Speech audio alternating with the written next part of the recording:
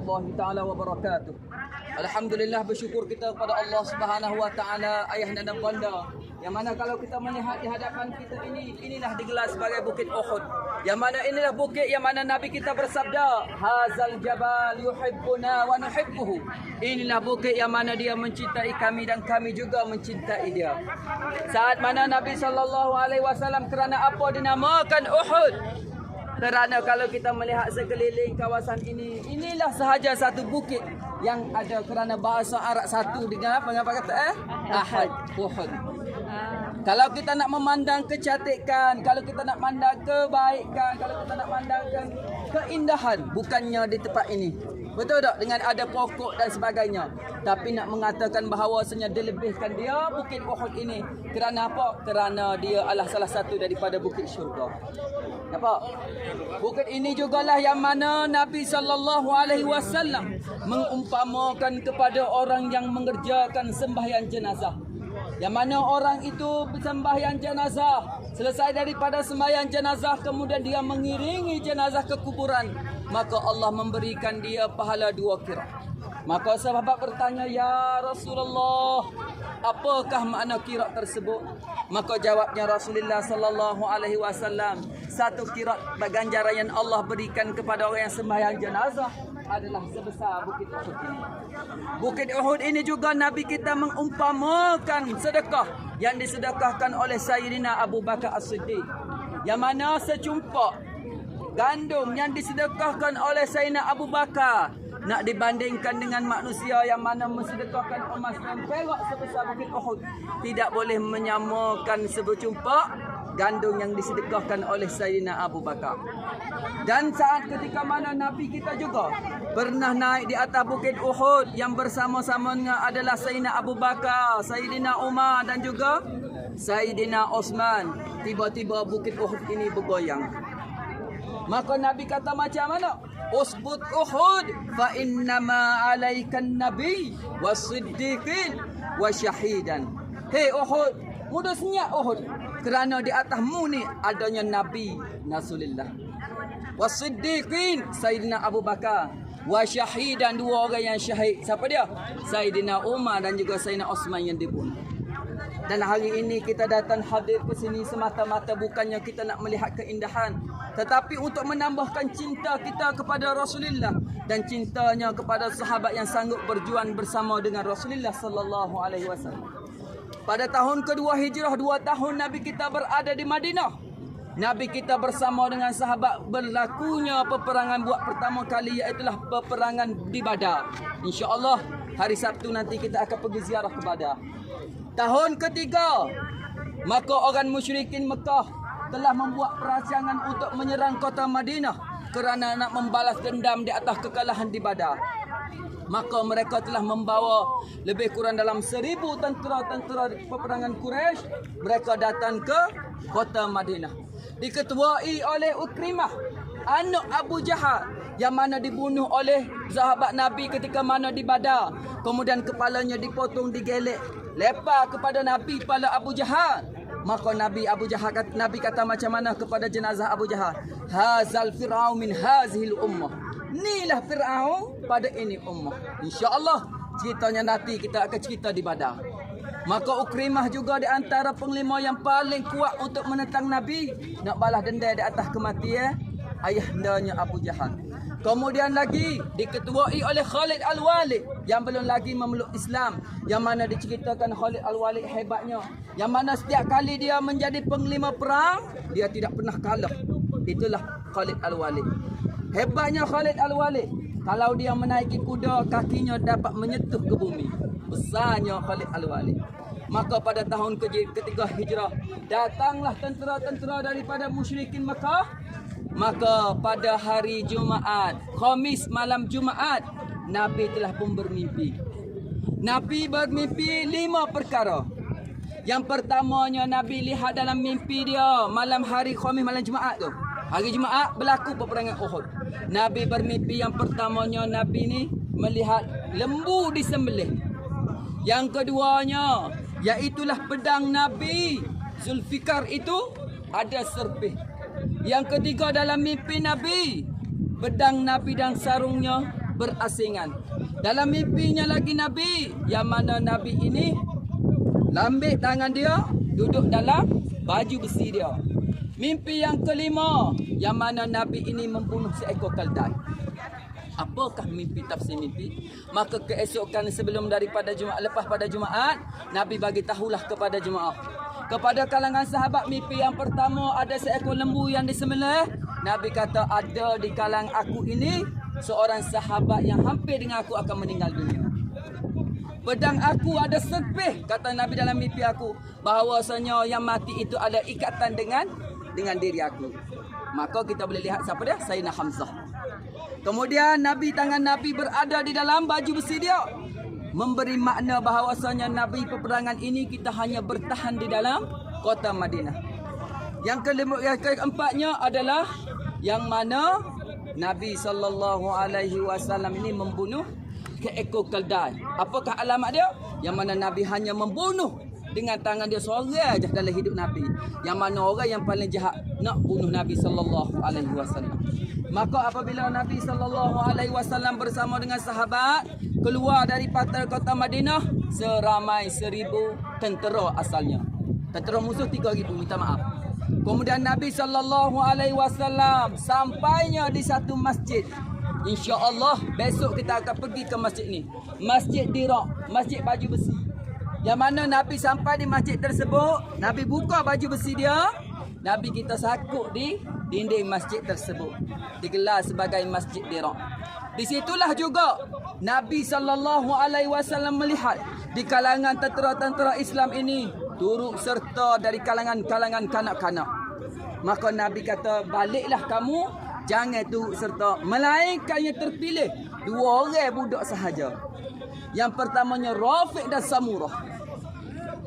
Rafiq Samurah ni kalau dia bertanding, dia pandai gojok. Samurah bergaduh. Gusti. Kalau Gusti tanya, Samurah ni hebat, tak pernah kalah. Maka Rafiq ni nak pergi Gusti kata, nak masuk juga menjadi orang ahli Uhud. Maka kata Rasulullah, macam mana kamu nak pergi? Umur baru 14 tahun baru. Kita umur anak kita 14 tahun ni tak reti baca lagi. Betul tak? Tapi semangat dari kalangan tentera Islam. Maka katanya Rafiq, ya Rasulullah, dia kata betul lah, Samurah ni dia boleh ni, tetapi aku ni ya Rasulullah hebat memanah. Tengok cerita bagaimana kisah Rafiq dan Samurah. Pendek sebab panah dah. Ada orang mengatuk pada dah. Kemudian berlakulah di sini yang mana Nabi kita mengarahkan di antara 50 tentera Islam berada di atas puncak Jabal Rumah ni. Yang selebihnya berada di medan Uhud di sini. Berlakunya medan Uhud adalah tempat masjid ni. Nampak? Kerana Nabi letak tentera 50 di sini adalah tempat yang paling strategi. Yang mana bila musuh mari dengan berkuda, dapat dipanah oleh tentera-tentera Islam berada di atas bukit Uhud ini. Maka mana untuk pusingan yang pertama? Maka ini juga adalah taktik daripada Khalid Al-Walid. Dengan mana mereka membawa harta yang banyak. Sinonim dah. Orang-orang jahiliah dahulu, orang-orang Arab, bila dia nak pergi perang, dia bawa harta yang banyak. Supaya apa? Supaya mereka ini tak lari di medan perang. Bila mereka nak lari daripada medan perang, mereka akan rasa kasih kepada harta mereka. Tapi taktik Khalid Al-Walid bawa banyak harta. Dia kata macam mana? Kalau kita berperang dengan pedang, dengan kuasa, kita tak mampu untuk menandingi Islam. Cuba kita upan dia dengan harta pula. Taktik Khalid Al-Walid. Maka buat kali pertama dapat ditetangi oleh tentera Islam, maka di situlah banyaknya harta di bawah. Maka sahabat-sahabat Nabi di atas ini, mereka lupa di atas pesanan Rasulullah sallallahu alaihi wasallam. Jangan kita kata tamak, kerana mereka adalah syurga. Kemudian ada setengah pendapat mengatakan ulama, mereka ini turun nak bantu sahabat lain untuk mengumpul harta-harta yang ditinggalkan oleh orang musyrikin. Maka hanya tinggal 10 orang sahaja tentera Islam pemanah di atas bukit ini. Dilihat oleh Khalid Al-Walid, maka dia pusing kuda dia, kemudian dia telah mengambil tempat ni. Bila dia mengambil tempat ini, maka dia dapat menawan ataupun menupaskan di antara tentera-tentera Islam. Antara yang gugurnya siapa dia? Iaitulah Mus'ab bin Umair. memegang bendera Rasulullah sallallahu alaihi wasallam. Diceritakan Mus'ab ini apabila dia pegang tangan kanan dipotong, kemudian dia pegang tangan kiri dipotong, dia pegang dengan leher bendera kemudian dipacung, matinya Mus'ab. Siapakah Mus'ab ini sahabat Nabi yang pegang bendera ni? Saat mana dia memeluk Islam, sebelum dia memeluk Islam, dia ni pakai baju warna hari ni warna hitam, besok berwarna merah. Dia kalau Mus'ab lalu dia jalan-jalan, orang akan dapat bau, kenal dah, itulah Mus'ab, kaya dan mewah dia. Saat mana dia memeluk Islam kemudian dia dihalau, tetapi kasihnya seorang ibu kepada anak. Ibu bagi Mus'ab telah menghadiahkan satu baju kepada Mus'ab. Saat mana Mus'ab terbunuh syahid di sini, maka baju yang dihadiahkan oleh ibunya lah sebagai kapan untuk dia. Bila ditutup di kepala nampak kaki, tutup kaki nampak kepala. Siapa dia itu? Itulah Mus'ab yang memegang bendera tentera-tentera Islam. Kemudian lagi siapakah yang gugur di sini? Iaitulah bapa saudara Nabi sallallahu alaihi wasallam Sayyidina Hamzah yang digelar sebagai Asadullah, singa Allah. Islamnya Hamzah bukannya kerana percaya kepada Rasulullah, tidak, tetapi atas membela anak saudara. Sayyidina Hamzah hidup dia hanya pandai memburu sahaja. Maka satu masa bila Nabi kita dipukul oleh Abu Jahal, maka berlarilah hamba dia kepada Hamzah. Hei Hamzah, kerja kamu hanya memburu je. Kamu tak sayang ke kepada anak kamu, anak saudara kamu yang dipukul oleh Abu Jahal? Maka Sayyidina Hamzah ketika itu letak bagai buruan dia, kemudian dia ambil busur panah dia diletak di tekak Abu Jahal, maka dia mengeluarkan satu perkataan yang menyebabkan dia terfikir dan menyebabkan dia masuk Islam. Wahai Abu Jahal, mu tak tahu ke bahawasanya aku ini berada dalam agama Muhammad? Barulah dia masuk dalam agama Islam. Kemudian saat mana dia terbunuh, yang mana dia ini telah dibelah dadanya, diambil jantungnya, kemudian cuba dimakan oleh Hindun, isteri bagi Abu Sufyan. Tetapi kata ulama, Hindun tidak mampu untuk telan, kemudian diludahkan kembali. Dan tentera-tentera jenazah-jenazah Islam dipotong telinga, dipotong hidung, dikorek putih mata. Sebab itulah dalam peperangan Islam, kalau kita belajar, haram orang Islam ni bila pergi perang buat khianat kepada jenazah orang-orang yang musuh-musuh kita. Kemudian lagi, saat mana Nabi sallallahu alaihi wasallam berperang, Nabi kita cedera dua lutut dia. Kerana apa? Kerana Nabi kita sallallahu alaihi wasallam jatuh dalam perangkap Abu Amir Ar-Rahib, orang Yahudi. Orang Yahudi Abu Amir Ar-Rahib ini dia gali satu lubang menyebabkan Nabi kita jatuh dan kedua lutut Nabi kita cedera. Sahabat Nabi yang bernama Talhah hujung dalam lubang tersebut dijadikan badan dia ni sebagai tangga untuk Nabi naik ke atas. Maka kami kata, wahai Abu Talhah, kamu adalah salah seorang daripada ahli syurga. Maka Nabi kita dalam keadaan sakit, maka di antara lagi seorang wanita yang paling hebat. Wanita ini hanya datang ke sini hanya menyediakan makanan, memberi ubatan. Tetapi pada melihat kasihnya Nabi kepada Nabi sallallahu alaihi wasallam, maka dia juga mengambil pedang musuh untuk bertahan, untuk menyelamatkan Rasulullah sallallahu alaihi wasallam. Siapakah namanya? Iaitulah Nusaibah. Seorang wanita yang mempertahankan Rasulullah daripada terkena pedang, namanya Nusaibah. Dialah wanita yang bersama-sama untuk memerangi musuh ketika mana di Uhud. Kasihnya kepada Rasulullah sallallahu alaihi wasallam. Ya, kemudian apabila berlaku yang tersebut, maka Nabi sallallahu alaihi wasallam menyediakan ataupun menjadikan strategik yang kali yang kedua dengan menaiki gua di sana. Gua Maharis. Insya-Allah besok kita akan pergi di gua tersebut dan insya-Allah ada rezeki kita akan dapat menyentuh Bukit Uhud ini insya-Allah. Dan insya-Allah ayah dan bunda, apabila kita sampai di sini, ambil gambar, kita perhatikanlah baik-baik. Mungkin 10 tahun nanti, mungkin 20 tahun nanti bukit ini sudah tiada, mungkin dirobohkan ataupun diratakan. Maka di sinilah peluang kita buat kali pertama dalam hidup kita, biarlah sekali untuk kita naik di atas puncak bukit ini insya-Allah ya. Dan insya-Allah ayah dan bunda, kita paling ke sini, kita memberi salam kepada ahli-ahli Uhud. Ustaz sebut, kita pakat turut belakang boleh? Bismillahirrahmanirrahim.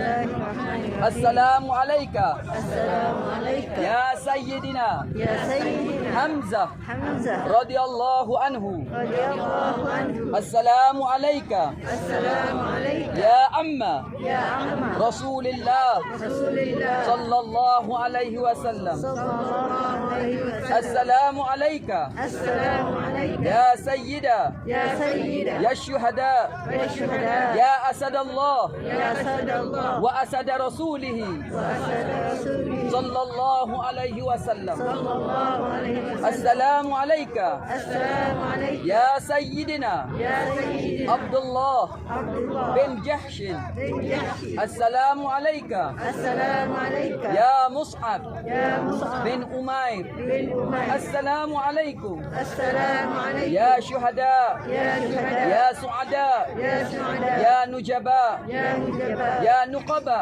ya nuqaba ya ahla sidqi ya ahla sidq wal wafa. wal wafa. Assalamu alaikum Assalamu alayka ya mujahidin ya mujahid fi sabilillah. fi sabilillah. Assalamu alaikum Assalamu alayka ya syuhada ya syuhada Uhud Uhud kafah kafa wa amma. amma. Assalamu alaikum Assalamu alayka ya dara ya dar قوم مؤمنين ahlul mu'minin أنتم سلفنا antum salafuna ونحن بالآثار wa nahnu bil athar وإنا wa inna إن شاء الله insyaallah بكم لاحقون billahi يغفر الله لنا yaghfirullahu lana ولكم. wa lakum. السلام عليكم Assalamu alaykum بما صبرتم bima sabartum فنعم wa ni'ma عقبى الدار.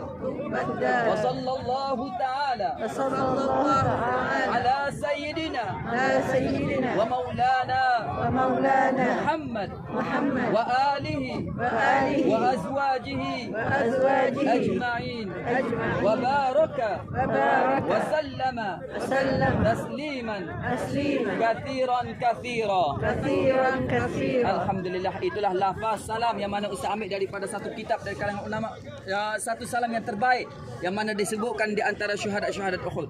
Dan di sini juga Ustaz nak beri peluang kepada ayah dan bonda ambil masa 5 minit, boleh ke? Ambil gambar bersama dengan ahli keluarga sebagai kenangan.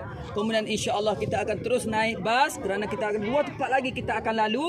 Kita akan pergi ke Masjid Qiblatain dan juga Masjid 7, ya. Dan satu lagi kita nak ambil fadilah, kita sempat untuk sembahyang Zuhur di Masjid Nabawi. Jangan lewat, ya. Kalau lewat Ustaz tinggal, insya-Allah. Boleh ambil gambar?